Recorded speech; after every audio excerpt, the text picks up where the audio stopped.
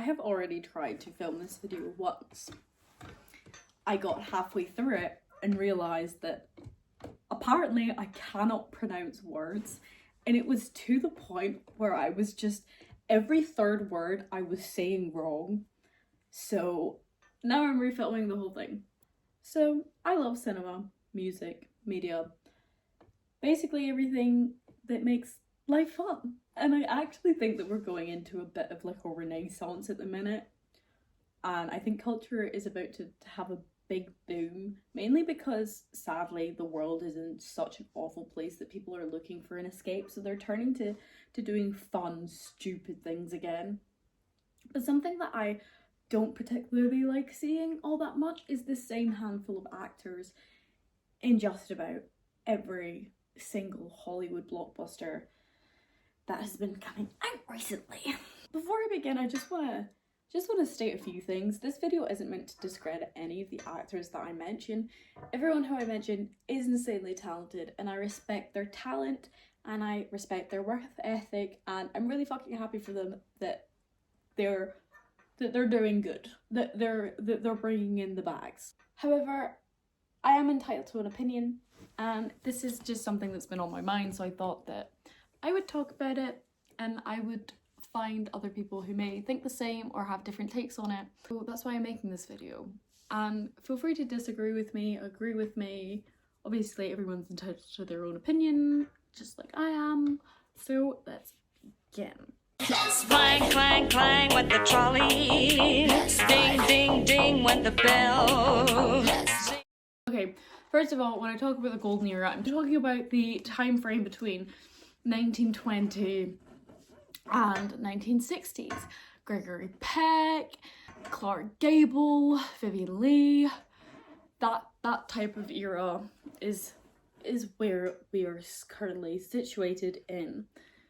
That era, I'm talking about that era specifically in Hollywood, so the material that I'm going to be interacting with is the Western version of the golden era in history, which is important to establish. And by Western, I'm meaning globally, not like Clint Eastwood, Wild West, boy Westerns. I want to start off here because I think it's interesting to make that comparison between the past and the present and to kind of see what's changed and what hasn't changed. The most common and topical example of who I can think of is Judy Garland, who of course played Dorothy in The Wizard of Oz. Studios essentially owned these actors and had full control over them. Ethics and morals seemingly did not exist during this time in Hollywood. Realising I forgot to do the jump cut for this, but I was meant to say, oh, yeah, I'm not sure that the morals in Hollywood exist now. That was the point that I was gonna make. Which is incredibly ironic because when you look at the stories that were being produced at this time and being shown to the masses, they all follow the same moral tale. You know, it's interesting that they're telling these moral stories while actively giving the people who work on them EDs and growth problems.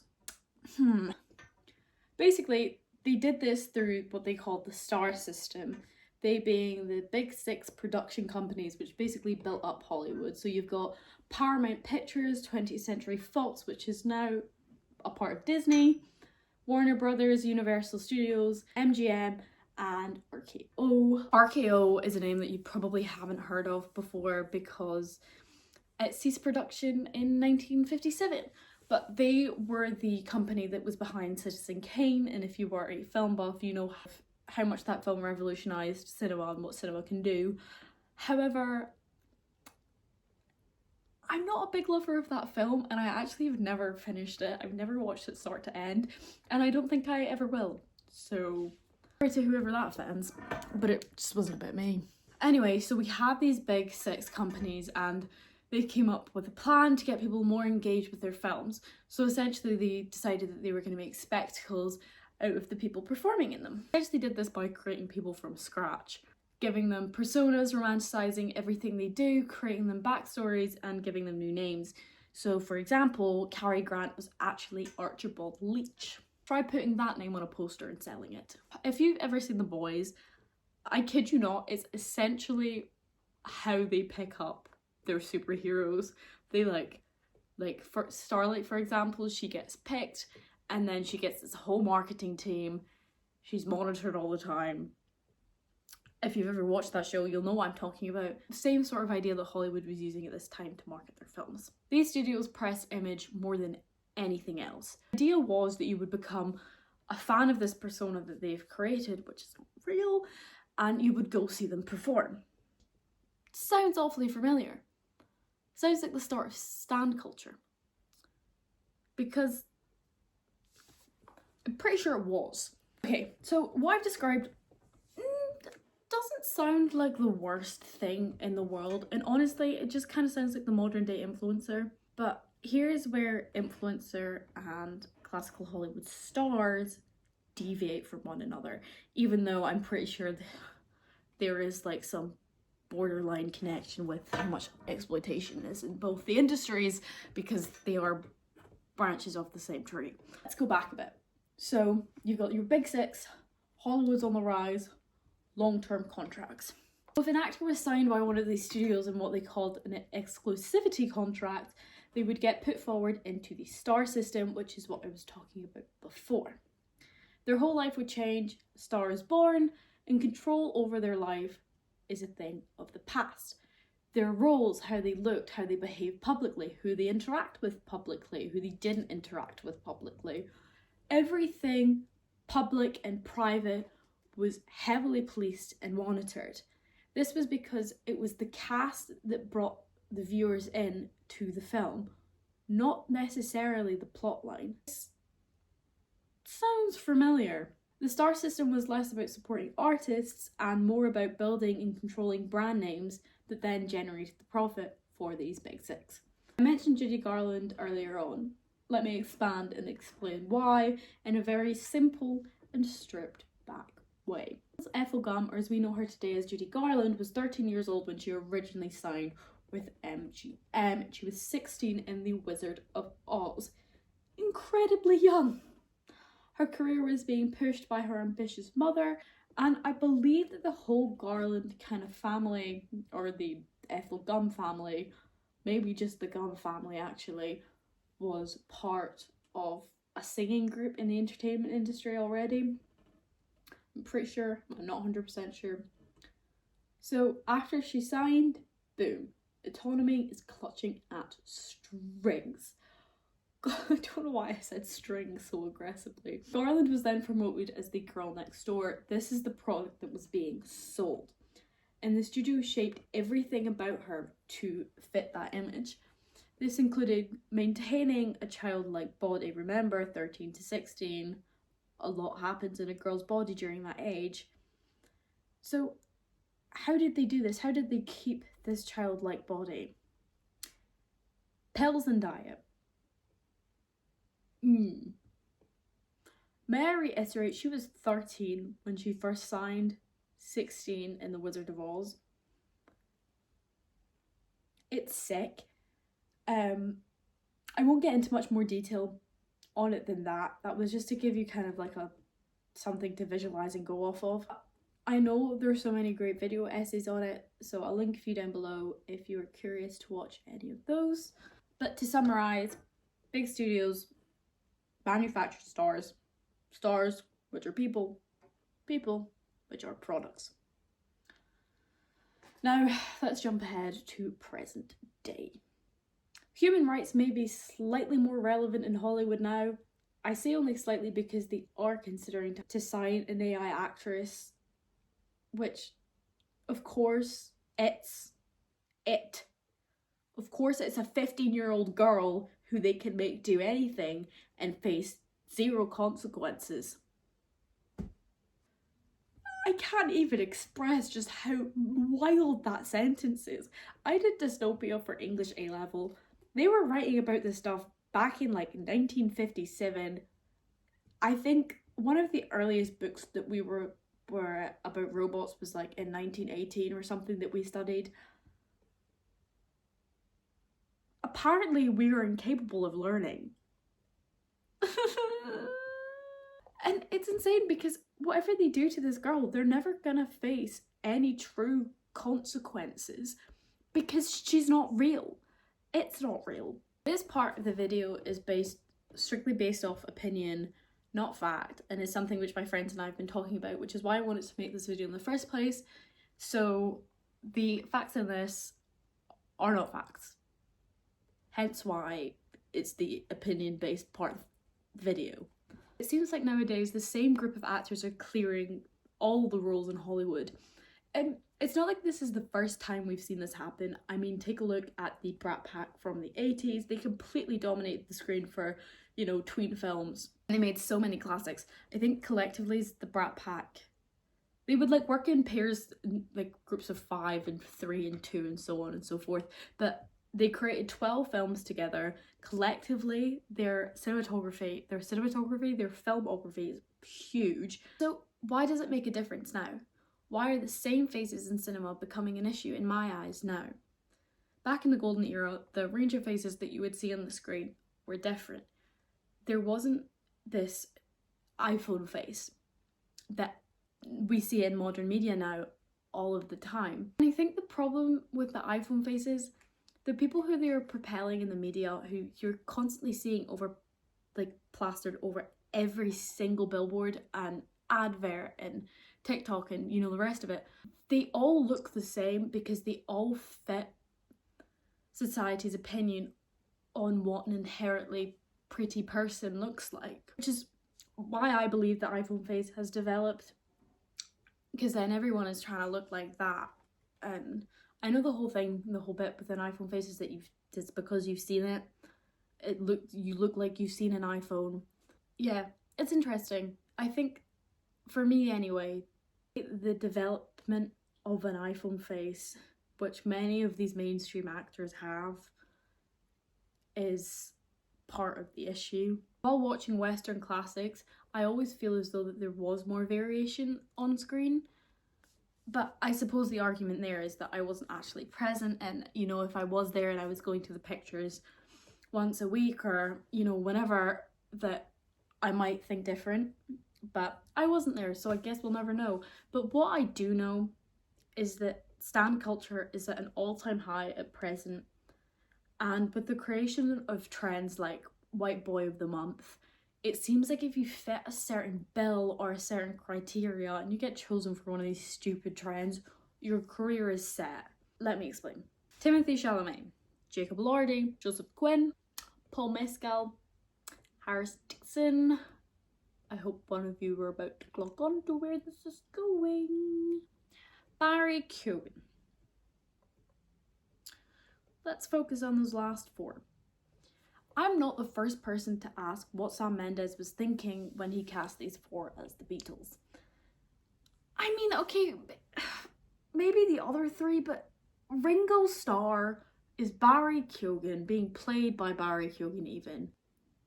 What? Maybe if I close my eyes and picture Ringo Starr and then pretend that Ringo Starr is being played by Barry Keoghan when he's actually just Ringo Starr, yeah, maybe then I can see the vision. I wasn't there. Maybe I wasn't in the audition room, okay? That's also a very, very important point to make.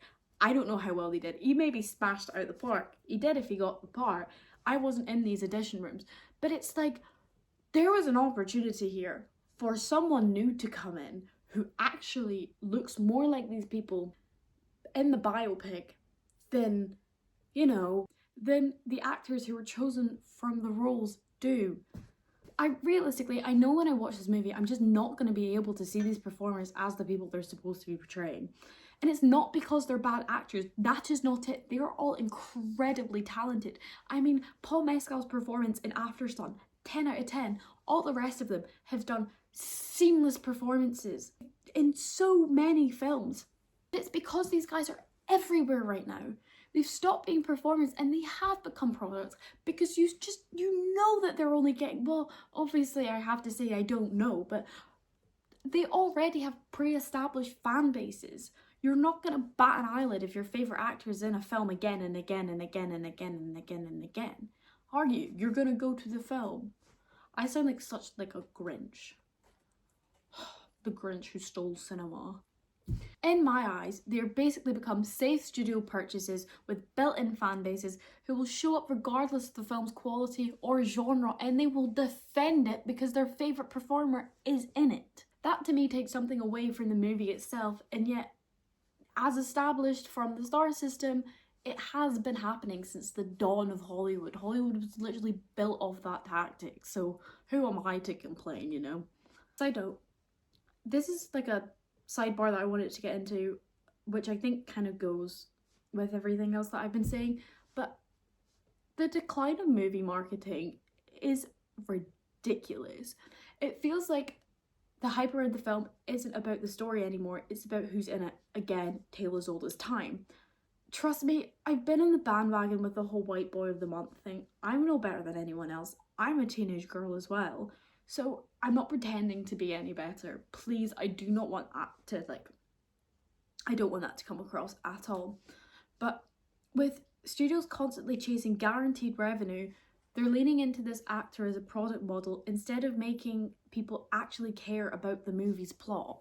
This is why trailers feel bland and posters feel like afterthoughts. The marketing isn't about the film, it's about the face on the poster, and this is where I think it differs from the golden age. Back then, they didn't have the internet. They would see a poster or an advert in the news and they would go see it in the pictures. Now, with social media, sometimes the whole plot of the film has been unravelled before even purchasing a ticket, and this is due to crap marketing and the emphasis on cast over plot, which is not necessary anymore because you have so many screens in the world in which you can put a good trailer on which will get people engaged in the plot of the film and not who's actually in it. Makes me very, very angry. Because there's no excuse other than money, money, money, money, money. And again, the actors who are being propelled right now, some of them aren't that good. Timothée Chalamet, Zendaya,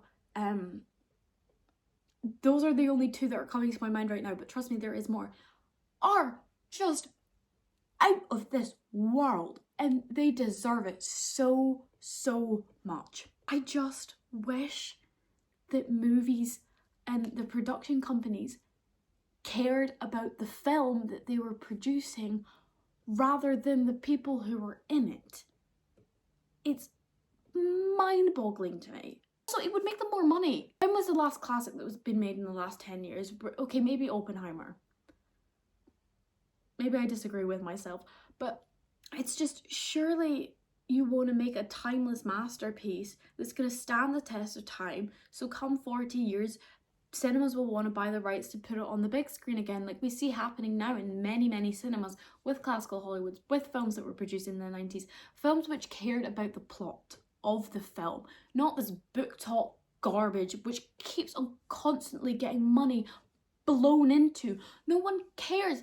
Nothing has substance anymore. A24, you are excluded. A24, none of this is directed about you. None of it. A24 is out of sight and out of mind. It doesn't apply because I love A24 and one day I want to work with them or for them or both. And I really do hope I'm proven wrong about the Beatles film, and I hope all four of those Beatles give the performance of a lifetime. But judging from a complete unknown, I highly doubt it. Different movie, different actor, but still, Timothée Chalamet, like I have stressed numerous times over the course of this video, is insanely talented, and yet I just couldn't see him as Bob Dylan. Not because it was a bad performance, no, but because I was seeing him as Paul from Dune and fucking Willy from Wonka. And maybe that's a biopic problem. Maybe that's another thing that really pisses me off about Hollywood, is the fact that everything is just biopics now because, God forbid, creating original story. But I've bought Chalamet in almost every single role that he has played in, and I could not swallow him as Bob Dylan. Maybe that's just because Bob Dylan is Bob Dylan, you know, he's a singular presence that no matter how good the acting was, it was always going to feel like Timothy doing Dylan than, you know, Dylan himself. And maybe if they got a new actor in who you hadn't seen before, this wouldn't be the case, but that's not the way that the cookie crumbled. It's the same kind of formula there with the Bob Dylan film that I'm expecting from the Beatle films. I think there is four of them. Each Beatles getting a film, isn't there? So that's going to be a joy to sit through. From those films though, I'm not expecting bad performances, just performances I'll never be able to separate from the actor's current overexposure. The illusion is already broken before you set into the movies theatre, and with no fresh faces to engage with, movies start to feel repetitive because the actors that are in it are seemingly everywhere else. I could ramble on about this for days and days and days. However, I'm going to leave this here. I hope you enjoyed. Let me know your opinions. Let me know what you think. Till next time. I have no clue when that will be, but till then.